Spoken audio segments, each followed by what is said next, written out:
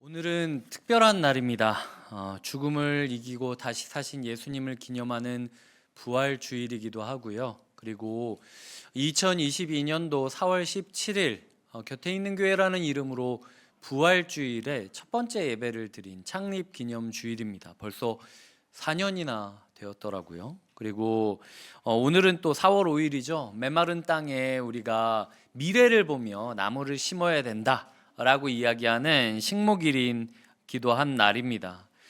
이 세 가지의 의미가 하나로 묶일 수 있다고 생각해요. 생명이라는 키워드로요. 부활은 죽음을 뚫고 피어난 가장 위대한 생명의 승리죠. 창립은 한 지역에 복음이 교회라는 이름으로 씨앗이 되어 뿌려져서 자라가는 과정을 뜻합니다. 식목은 내일의 희망을 위해 오늘 정직하게 생명을 심는 과정이 필요하다라는, 헌신이 필요하다라는 이야기고요.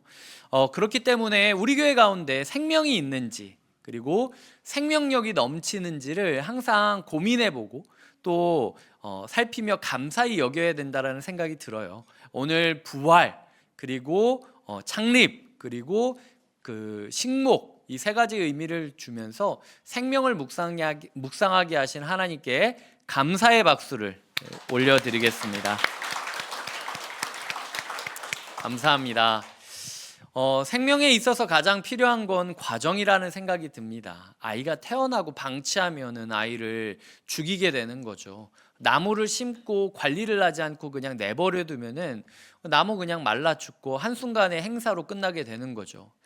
교회도 똑같다라는 생각을 합니다. 교회가 하나님께서 심어주셨다면 그 심겨주신 그 교회가 잘 자랄 수 있도록 우리의 마음을 다잡고 계속해서 여러 가지 도전과 헌신과 보호로, 돌봄으로 채워가야 되는 것이 교회 가운데도 굉장히 중요한 부분이에요.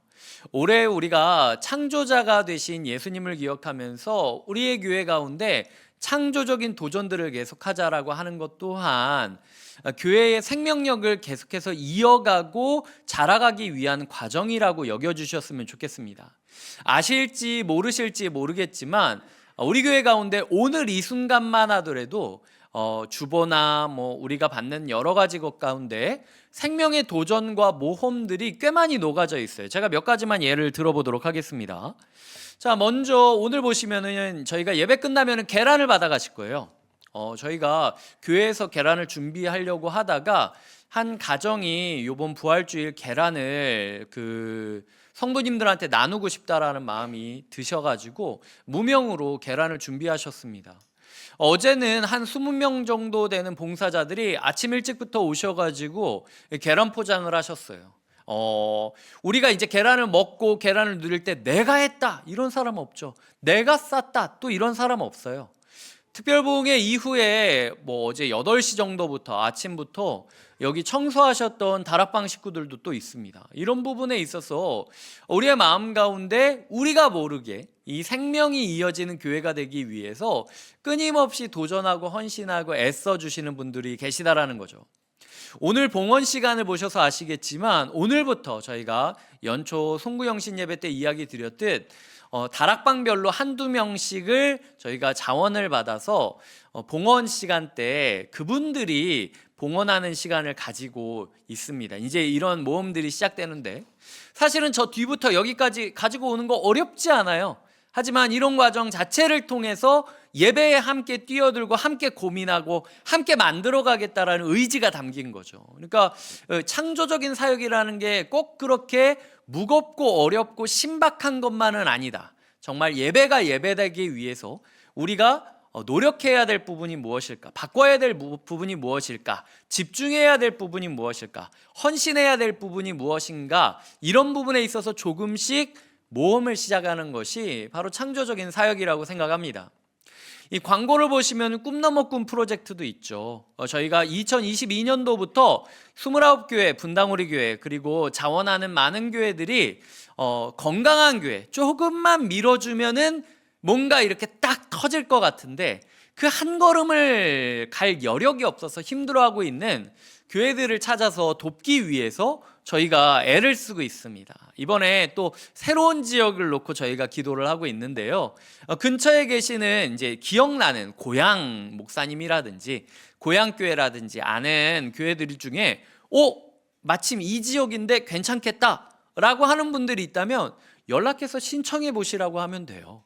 이런 것 또한 우리가 한 교회를 살려갈 수 있는 과정일 수 있다라는 거죠. 그래서 29교회가 같이 자기들의 생존을 위해서만 생각하는 것이 아니라 함께 그렇게 예산을 투입하고 멘토단을 투입하고 그리고 함께 기도해가고 찾아가면서 건강한 교회들이 많아지게 된다면, 그러면 대한민국 자체가, 우리 교회가 커지고 작아지고를 떠나서 대한민국 자체가 건강한 신앙의 문화권 가운데 있게 되는 거니까요. 그래서 이런 꿈 넘어 꿈 프로젝트를 위해서 기도해 주는 것 또한 창조적인 생명력을 이어가는 사역 중 하나일 겁니다.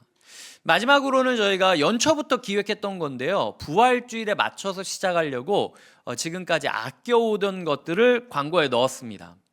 창조적인 사역이 뭘까? 청년들을 생각을 하다가 많은 교회에서 청년들한테 장학금을 주기도 하고 아니면 이것저것 하기도 하는데요.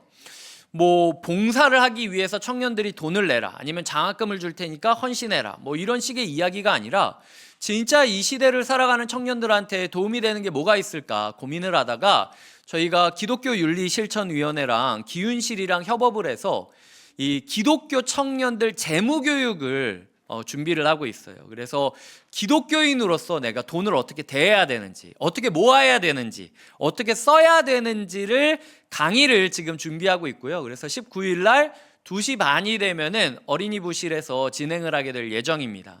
청년들을 위한 강의지만 청년이 아니더라도 주변에 아는 분들이 있다면 혹은 본인이 듣고 싶으시다면 그냥 참여하셔서 함께 들으셔도 되고요.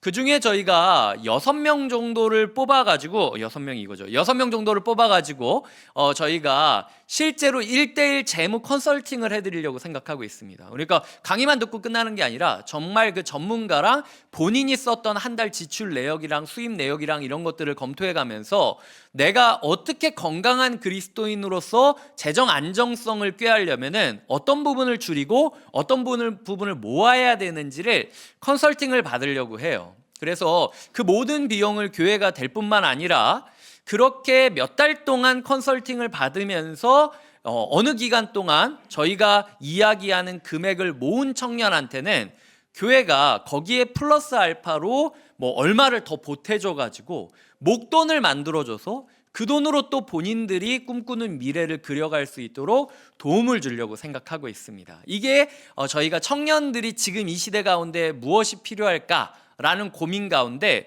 청년들을 구제의 대상으로 여기는 것이 아니고, 청년들을 선교 간다 한다 그러니까 네가 알아서 일해가지고 돈을 내라, 헌신의 대상으로만 여기는 것이 아니라 우리 교회는 청년들이 자립할 수 있도록 도와주고 싶다라는 의지로 저희가 준비한 것이다 생각하시면 좋을 것 같고요.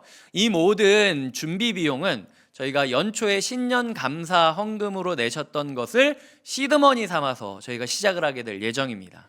이런 여러 가지 도전들 가운데 우리 교회가 정말 나무 한 그루 심는 것처럼 생명들을 심고, 그리고 교회가 늘 하던 사역을 해가는 것이 아니라 하나님이 주시는 꿈을 따라서 이 시대, 이 지역에 맞는 창의적인 사역을 할 수 있는 교회가 되기를 함께 기도해 주셨으면 좋겠어요.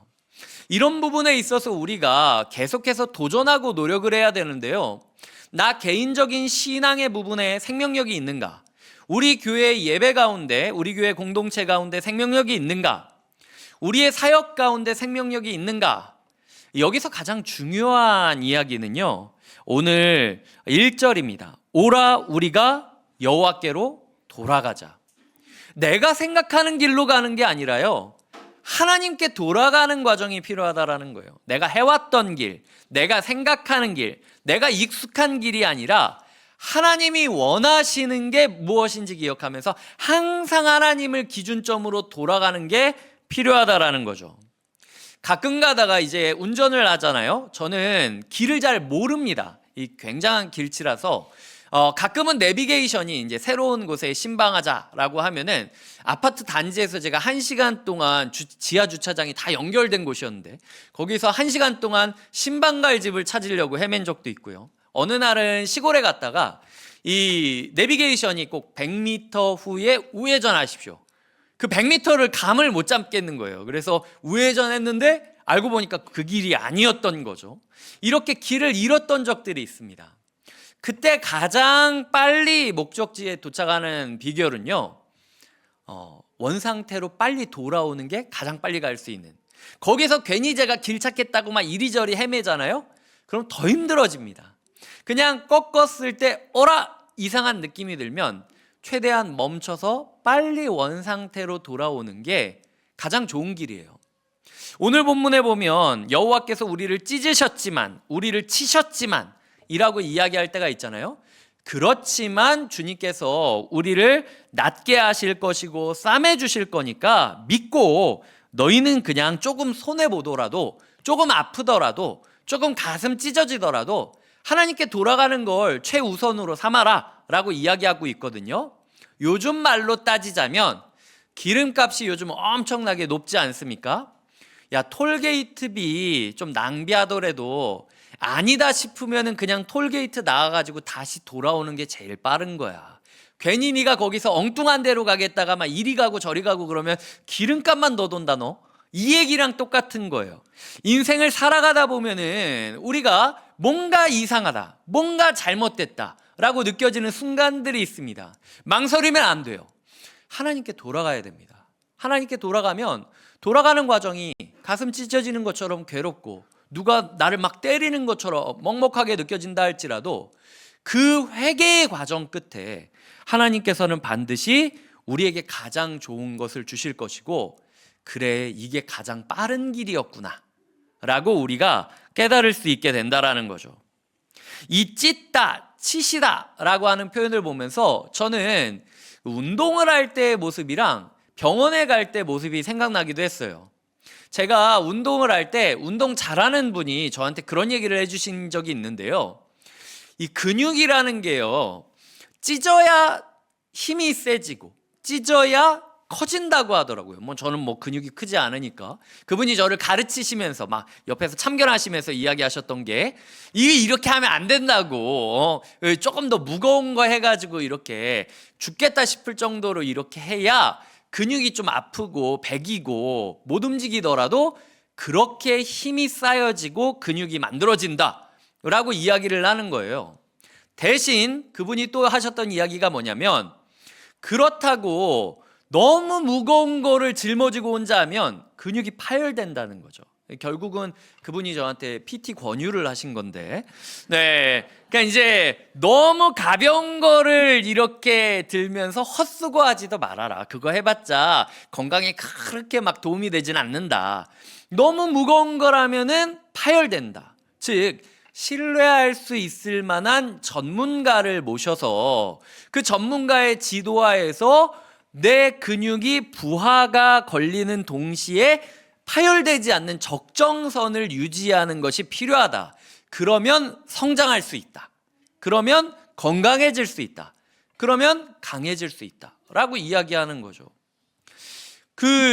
결국 그 사람이 이야기하고 싶었던 건 인생의 고통이라는 게요, 누군가는 적고 누군가는 많겠죠. 중요한 건 이 고통의 순간에 내가 신뢰할 수 있는 전문가랑 같이 있느냐 없느냐, 이게 굉장히 중요한 부분이라는 겁니다. 기독교인들은 고통을 없애달라고만 이야기하지만요, 사실 기독교의 중심에는 고통이 있어요. 십자가니까. 그 고통을 어떻게 짊어지고 어떻게 부활이라는 걸로 풀어가느냐가 기독교의 핵심이에요. 기독교는 절대 고통을 지워주겠다라고 약속한 적이 없습니다. 그러니까 우리가 이 고통의 문제를 놓고 계속해서 하나님 고통 없애주세요 라고만 이야기할 게 아니라, 주님 저한테 일단 이 아령이 딱 짊어지듯 고통이 짊어졌는데 이 고통을 어떻게 풀어가야 되는지 신뢰할 만한 분이 나를 인도해 주셨으면 좋겠다라고 기도하는 것이 필요하다라는 거죠. 똑같은 고통이라 할지라도 누구의 손에 달려있느냐, 누구의 주권에 달려있느냐에 따라서 천지차이입니다. 똑같은 칼이고 똑같이 상처 줄 수 있지만 강도가 들고 오는 칼과 의사가 들고 오는 칼은 달라요. 똑같은 칼 똑같이 대면 똑같이 베이고 똑같이 아프죠. 하지만 강도는 뺏고 죽이는 칼이고 의사는 찢지만 살리고 회복시키는 칼이라는 거죠. 우리의 인생에 있어서 나의 고통의 문제를 사단에게 맡기면서 사단이 원하는 방식대로 상처받으면서 끝내려고 하면 안 돼요. 하나님, 제가 아프더라도, 내가 상처받더라도 내가 신뢰할 수 있을 만한 의사이신 성령님께 내 삶을 내어드리고 싶습니다. 나를 수술해 주시고 나를 회복시켜 주시고 나를 다른 사람이 될 수 있도록 인도해 달라고 기도하는 것이 필요하다라는 거죠. 우리의 마음 가운데 과연 그 십자가가 필요한지 돌아보셨으면 좋겠는데요. 저희가 고난주간 특별부흥회 때 이야기들을 나눴죠. 모든 인간은 마음 가운데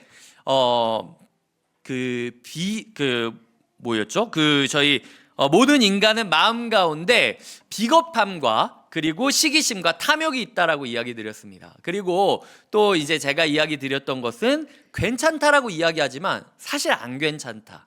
우리의 인생 가운데 여러 가지 문제의 징후들이 있어서 나도 모르게 빵 터질 때가 있고 나도 모르게 왁 우울해질 때가 있는데 이 문제 자꾸 괜찮다라고 이야기할 게 아니라 마음 가운데 뭔가 있다는 거다. 이거 하나님께 내어드리지 않으면 안 된다. 십자가로 말미암아 우리의 마음의 모든 배수관에 묻어있던 오물들을 주님께서 일일이 탄식으로 씻어주시는 과정들, 그게 십자가고, 그리고 인생에 있어서 욕조처럼 무언가를 계속 좋은 거를 들이붓는 것만 신경 쓰지 말고 욕조에 마개가 막혀 있지 않으면 아무리 좋은 거를 집어넣어도 소용이 없듯 우리의 인생 가운데 십자가라는 마개가 우리의 인생의 중심에 딱 박혀 있는지를 느낄 때 십자가를 중심으로 우리의 삶에 조금씩 의미가 채워질 것이고 그 의미가 충만히 채워진 그 순간 진정한 행복을 느끼게 될 것이다 라는 게 요번 주 우리가 특별부흥회 가운데 묵상했던 내용들이었습니다. 몇 년 전에 제가 민방위를 갔다가, 민방위 가신 분들은 아시겠지만 진짜 졸립더라고요. 제가 민방위 가서 가장 크게 배웠던 건 내가 설교할 때 성도님들 마음이 이런 마음인가? 진짜 강사는 막 화면도 보여주고 뭐도 해주고 막 날고 뛰고 막 소리 지르는데 그냥 너무 졸려온 거예요. 너무 피곤한 거고. 근데 이제 오후가 되었을 때, 그날 아침부터 오후까지 계속하는 일정이었는데 제가 막 정신이 번쩍 들어가지고 그래서 그 강사가 혹시 실습할 사람 있으세요? 라고 했을 때 제가 막 손 들어가지고 하겠다고 그래가지고 제가 했던 적이 있는데 그게 뭐였냐? 하임리히 구조법이었습니다. 이게 당시 제 아이가 완전 어렸을 때였거든요. 그래서 목에 뭐가 걸리고 그랬을 때 이 본인이 막 아프다고 얘기를 할 수 없는 나이대였어요. 근데 이제 막상 설명을 들어보니까 이 119 부르기 전까지 내가 뭐가 조치를 해줘야 될 것 같은데, 뭐 인공호흡이나 뭐 이런 거는 뭐 많이 주변에서 들어보기는 했는데 하임리히법에 대해서는 처음 들었던 거죠. 저는 그래서 뭐 그 주변 둘씩 짝을 지어가지고 막 이걸로 이렇게 하게 하고, 그리고 영유아기는 어떻게 하냐, 뭐 거의 거꾸로 뒤집어가지고 막 흔들라고 하더라고요. 그래서 어떻게 그 사랑스러운 아기를 뒤집어가지고 막 이렇게 흔드냐 하면서 제가 이제 교육에 집중했던 때가 있었습니다. 성인 어른이 아기를 갑자기 뒤집어가지고 막 흔든다 그러면 어떤 느낌이 드실 것 같아요? 어떤 사람이 아이를 이 가슴을 뼈가 부러질 정도로 막 꽉 누르고 있다면 안 아프겠습니까? 엄청나게 아프죠. 하지만 그렇게 해야 속에 엉켜있던 것들이 뱉어진다라는 거예요. 그렇게 해야 숨통이 트인다는 거예요. 십자가가 이런 겁니다. 예배가 이런 거고 특별부흥회가 이런 시간들이에요. 주님께서는 우리에게 이 한 주간의 시간을 기념하길 바라시면서 하임리히 구조법을 하신 거라는 거죠. 그리고 우리 또한 너희의 속에 있는 것들을 뱉을 뿐만 아니라 너희 또한 누군가의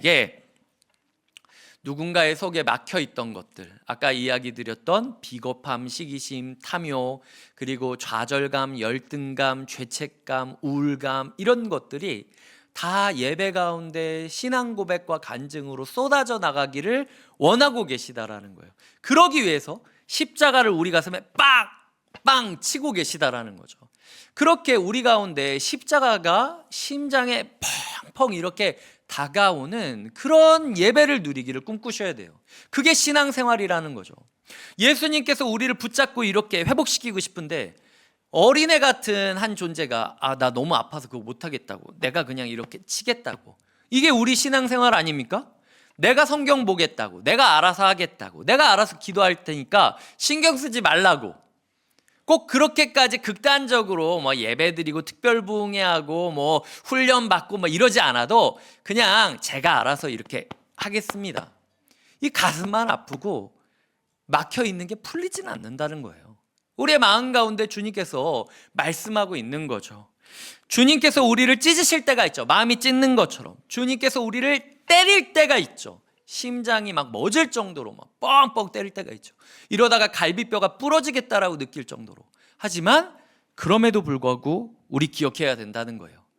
주님이 우리를 죽이려고 하는 게 아니라 살리려고 이렇게 애쓰고 있구나. 주님이 어떻게든 우리를 살려보려고, 여호와께로 돌아가게 하려고 애쓰고 계시구나 라는 걸 느껴야 된다는 겁니다. 결국 고난의 문제 가운데 우리가 기억해야 될 것은 이 고난이 왜 일어난 걸까? 아닙니다. 이 고난이 언제 없어질까? 아닙니다. 이 고난의 곁에 믿을 수 있는 사람이 있는가? 주님을 믿을 수 있는가가 문제가 제일 중요한 거예요. 힘들어도 명의가 괜찮다고 하면 괜찮은 겁니다. 고난 가운데 내가 힘들어도 주님께서 내가 그거 해봤는데 괜찮아 라고 하면 괜찮을 수 있다라는 거죠. 그래서 마지막 절에 뭐라고 이야기하냐? 우리가 여호와를 알자. 힘써 여호와를 알자. 결국 우리의 신앙생활에 있어서 문제는요, 고난을 우리가 어떻게 피하느냐, 안 만나느냐, 고난을 어떻게 이기느냐 이 얘기가 아니라 고난 중에 예수님을 우리가 알아가고 있느냐가 제일 중요한 부분이라는 거예요. 이 안다라는 거는요, 정보를 의미하는 게 아닙니다. 인격적인 만남이 있어야 된다는 거예요. 관계적인 경험이 있어야 된다는 거예요. 우리의 마음 가운데 정말 예수님을 정보로만 느끼는 게 아니라 체험적으로, 인격적으로 만나는 과정이 있는지를 돌아보셔야 돼요. 한 주간 어떻습니까? 예수님과 인격적인 관계를 맺었습니까? 예수님과 체험적으로 조금 더 가까워짐을 느끼셨습니까? 저는 요리 동영상 보는 거를 되게 좋아하는데요. 뭐 1분 요리, 뭐 3분 요리 이런 것처럼 짧은 영상 안에 요리 엄청나게 맛있는 거 이렇게 하는 레시피 영상들이 엄청 많이 올라와 있어요. 근데 제가 그거 1000개를 봤다고 생각합시다. 제가 갑자기 유명 셰프가 되겠습니까? 아니에요. 저는 원래 라면 끓이는 것 그대로 요리를 하겠죠.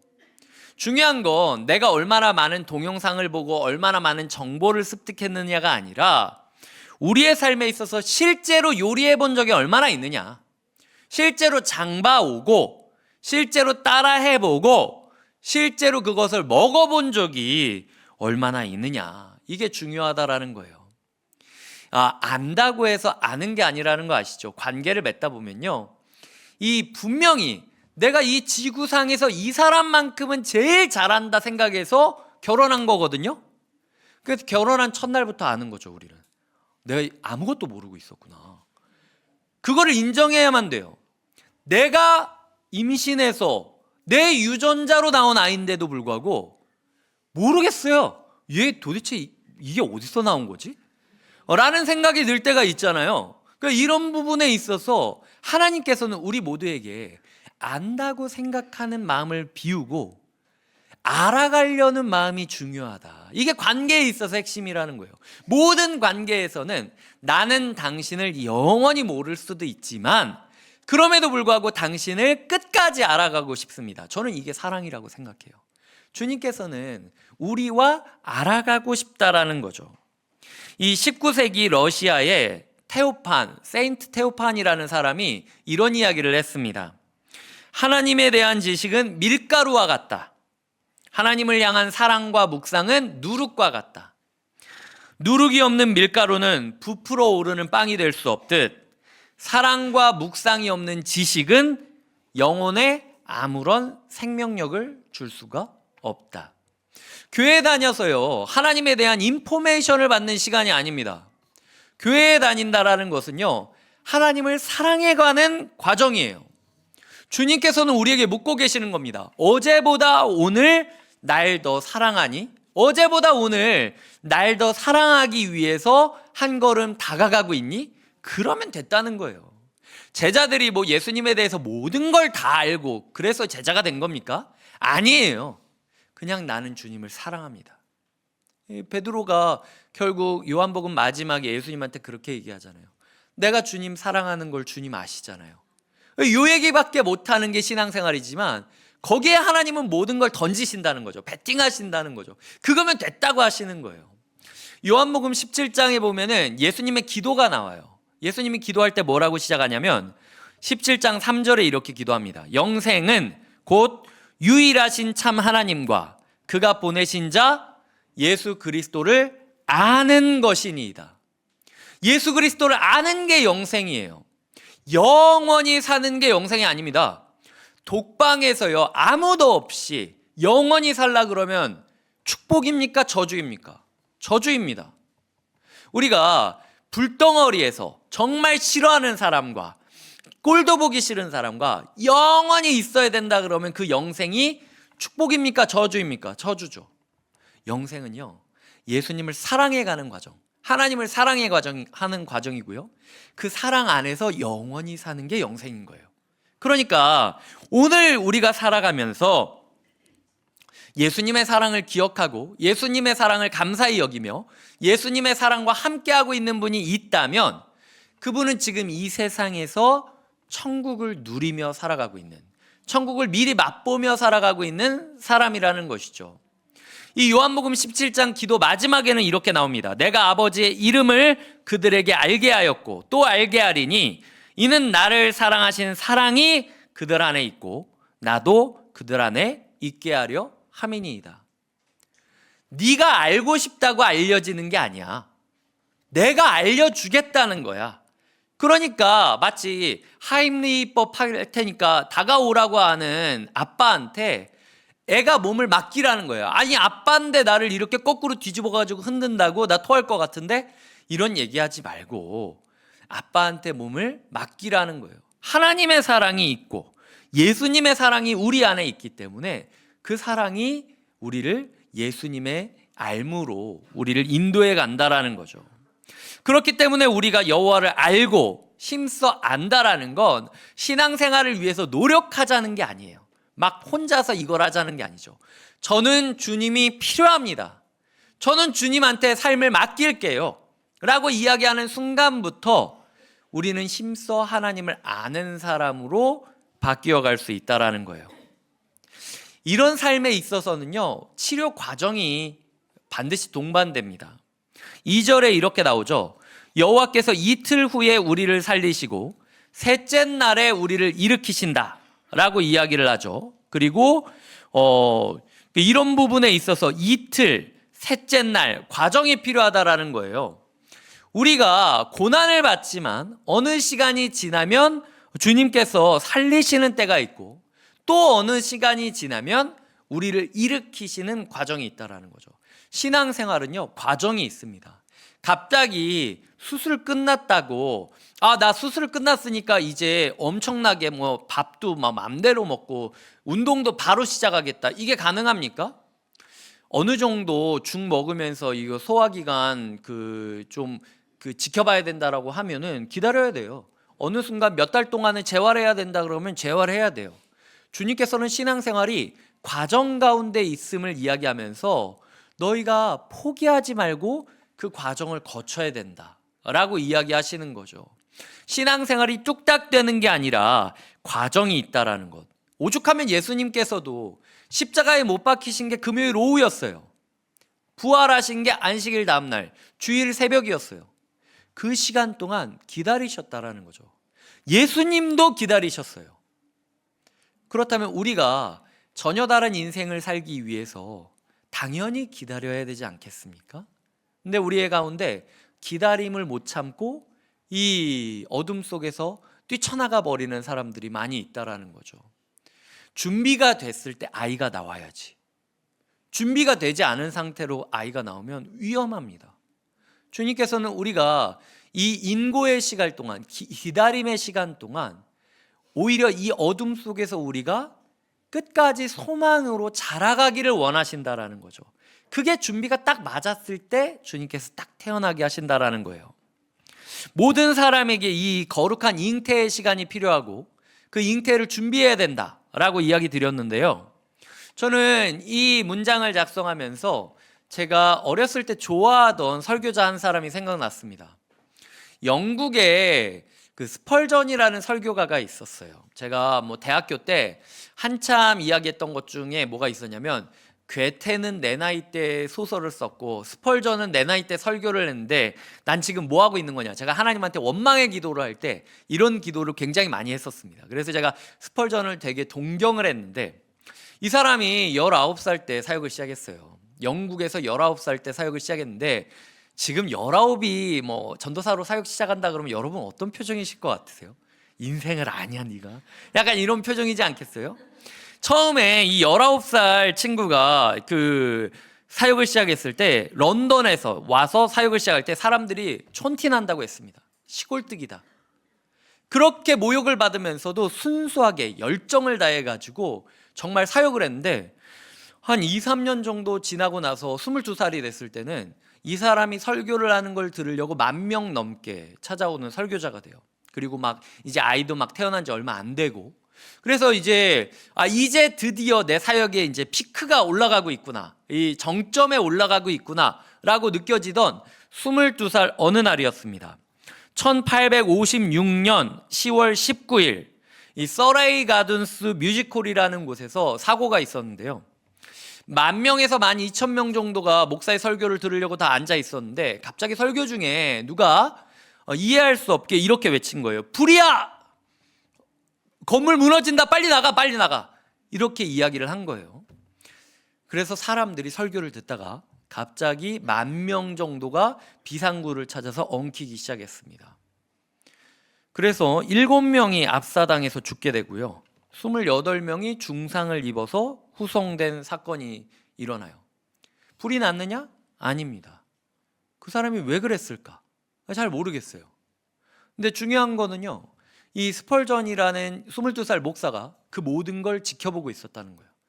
내가 설교를 하고 있고 사람들이 다 감동을 받고 있고 정말 목숨을 바치고서라도 하나님을 따를 줄 알았는데 갑자기 불났다라는 소리에 다른 사람이 죽건 살건 상관없이 일단 나는 나가겠다라고 서로 지옥처럼 밀어대면서 탈출구를 찾아 헤매는 그 아비규환의 현장을 설교가가 앞에서 보게 된 거죠.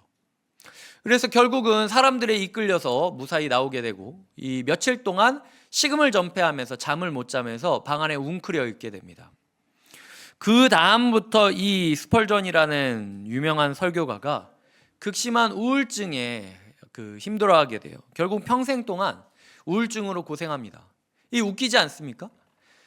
이 사람의 메시지 하나에 많은 사람들이 기적을 경험하고 치유를 경험하고 회복을 경험하고 살아가는데 정작 아이러니하게도 그 설교가는 평생 동안 우울증을 겪으면서 괴로워했다라는 거죠. 영국 설교의 황태자다라고 이름을 불리면서 많은 사람들이 그 사람을 높여줬고, 지금 1856년부터 지금 몇 년이 지났습니까? 근데 제가 신학 공부할 때 저도 그분의 설교집을 읽을 정도였으니까 나의 설교가 100년, 200년까지도 읽히고 있고 들리고 있다라는 사실로 인하여 기뻐할 수 있음에도 불구하고 결국 나는 평생 그렇게 우울감으로 인하여 괴로워하다가 세상을 떠나게 됐다는 거예요. 그의 인생 가운데 있어서 이 풀리지 않는 우울감을 그가 끝까지 하나님 앞에 내어드리다가 결국은 그렇게 고백을 하게 됩니다. 하나님이 나를 버린 시간이 아니라 하나님이 나라는 젊은 설교가를 교만에서 건져내시는 시간이기도 했다.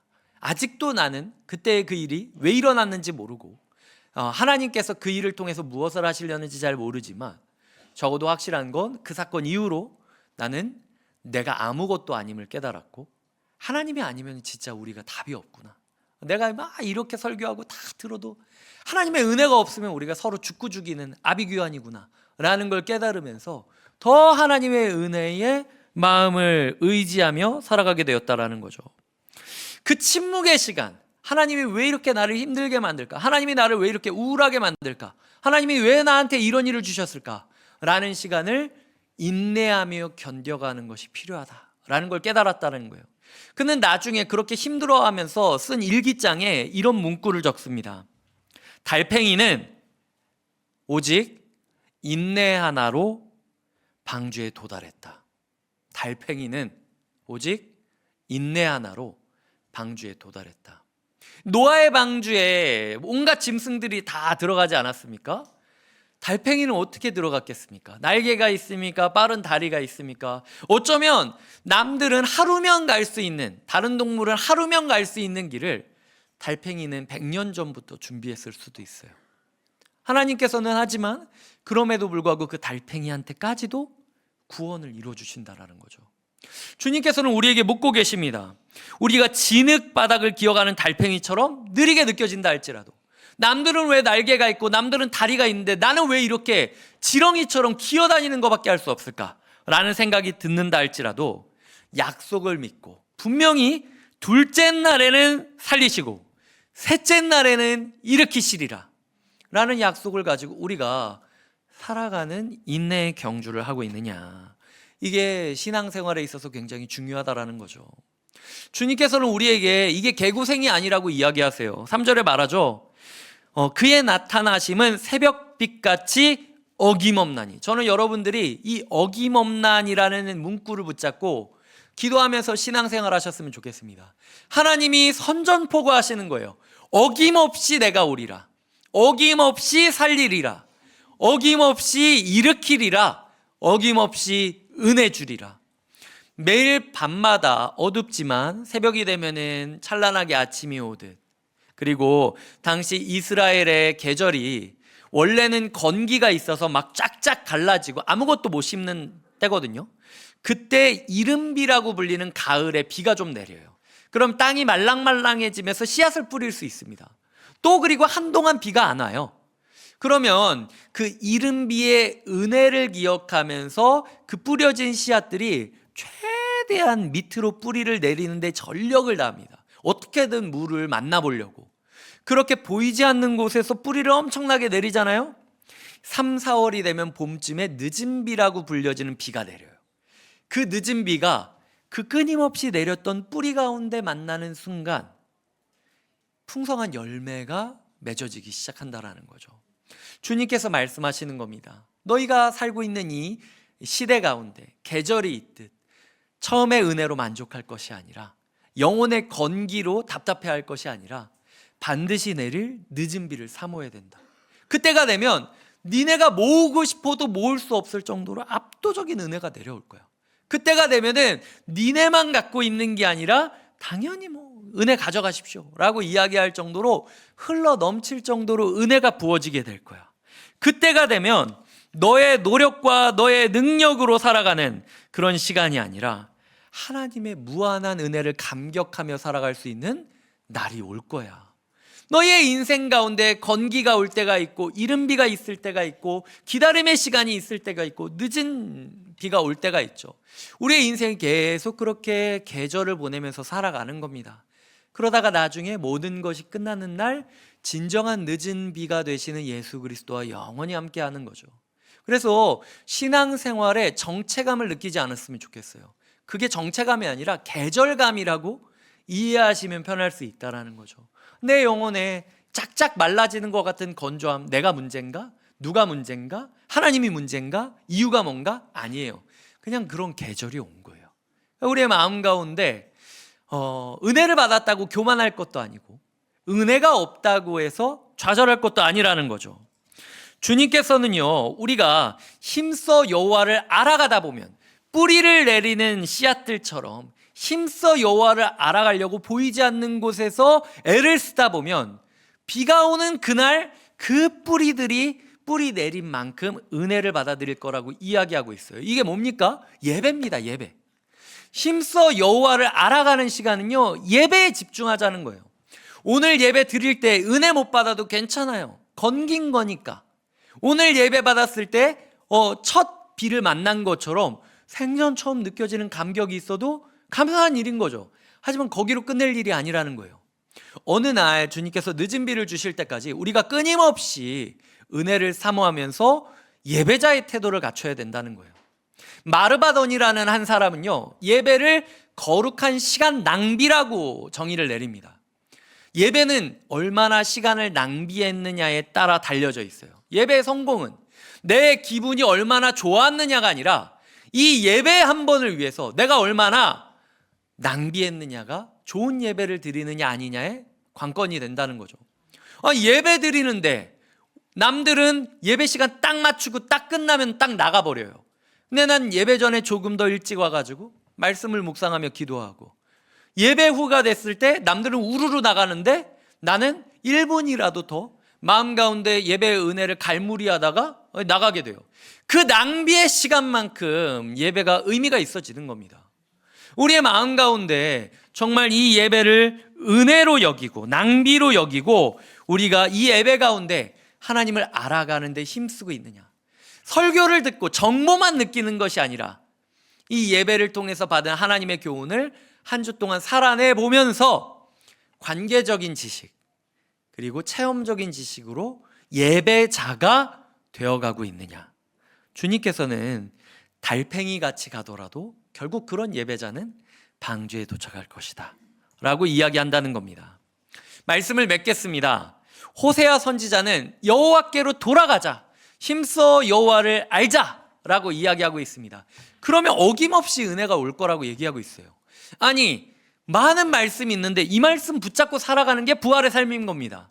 하나님이 제 삶이 죽음 같고 제 삶이 마치 예수님이 무덤 속에 들어간 것 같이 답답한 삶이지만 그럼에도 어김없이 주는 은혜에 의지하며 살아가겠습니다.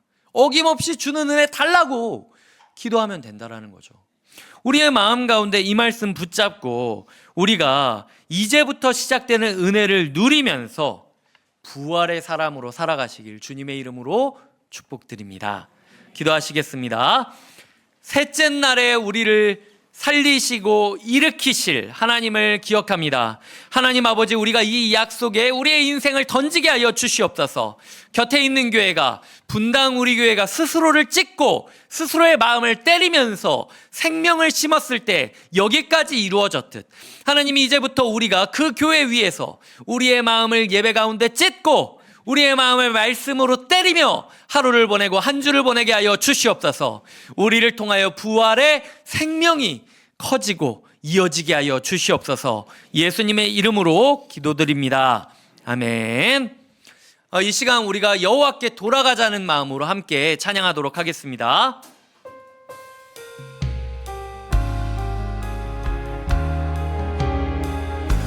내 백성이 나를 떠나, 내 백성이 나를 떠나 돌아섰지만 내 사랑이 내 백성을 포기 못하니, 내 사랑이 내 백성을 포기 못하니 내 모든 것 내어주고, 내 모든 것 내어주고 나 그들을 얻으니 여호와께 돌아가자, 여호와께 돌아가자. 우린 돌아서도 그는 변치 않네. 여호와께 돌아가자. 우린 넘어져도 다시 처음부터 찬양하겠습니다. 내 백성이 나를 떠나, 내 백성이 나를 떠나 돌아섰지만 내 사랑이 내 백성을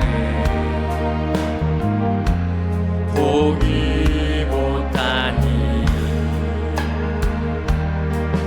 내 모든 것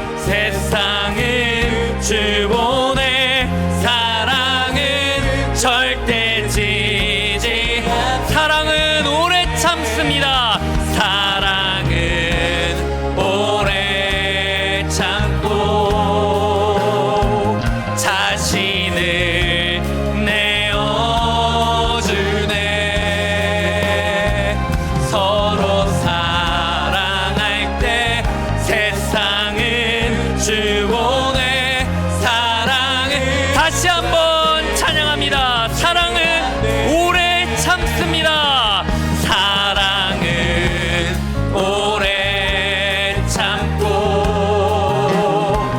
자신을 내어주네. 서로 사랑할 때 세상은 주보내. 사랑은 절대치. 여호와께 돌아가자. 여호와께 돌아가자. 우린 돌아서도 그는 변치 않네. 여호와께 돌아가자. 우린 넘어져도. 마지막으로 다시 찬양합니다. 여호와께 돌아가자. 여호와께 돌아가자. 우린 돌아서도 그는 변치 않네. 여호와께 돌아가자. 우린 넘어져도 그 사랑. 우린 넘어져도 그 사랑. 우린 넘어져도 그 사랑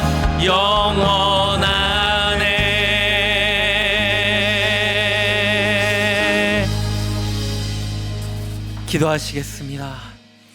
우리 주 예수 그리스도의 은혜와 하나님의 사랑과 성령님의 교통하심이 4년 전 이 땅에 생명의 씨앗으로 심겨 부활을 노래해온 곁에 있는 교회 모든 식구, 그리고 이 시간 새벽빛 늦은 비 같은 은혜를 사모하며 하나님을 알아가기에 힘써가기를 소망하고 결단하는 주님의 사람들과 곁에 있는 교회 예배자들에게 지금부터 영원토록 함께해 주시기를 간절히 축원하옵나이다. 아멘.